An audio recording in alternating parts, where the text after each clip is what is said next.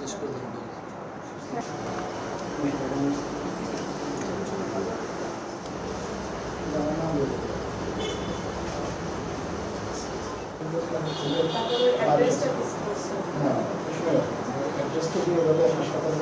আমাকে 4-5 জন জোর করে নিচে নামিয়ে একটি গাড়িতে ওঠায়। আমি নিচে 3 থেকে 4টি গাড়ি দেখতে পেয়েছিলাম। গাড়িগুলা এর মধ্যে একটা পুলিশ বা বিজিবির গাড়ি ছিল। তো গাড়িতে ওঠানোর পর আমাকে 3-4 স্তরে কাপড় দিয়ে আমার চোখ বেঁধে দেওয়া হয়, আমাকে হ্যান্ডকাফ পরানো হয় এবং গাড়িটা 30-40 মিনিটের মতো চলে। পরে আমাকে একটা বাসায় একটা রুমে নিয়ে যাওয়া হয়।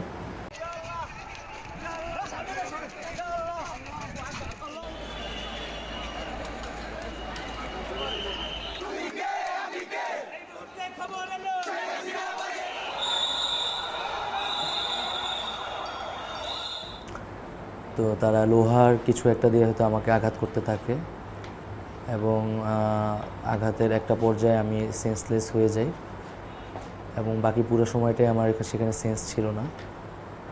এবং আমি গতকাল সকালে ভোর 4টা থেকে 5টা নাগাদ ঢাকার পূর্বাঞ্চল এলাকায় আমি সেন্স পাই, নিজেকে আর কি দেখতে পারি।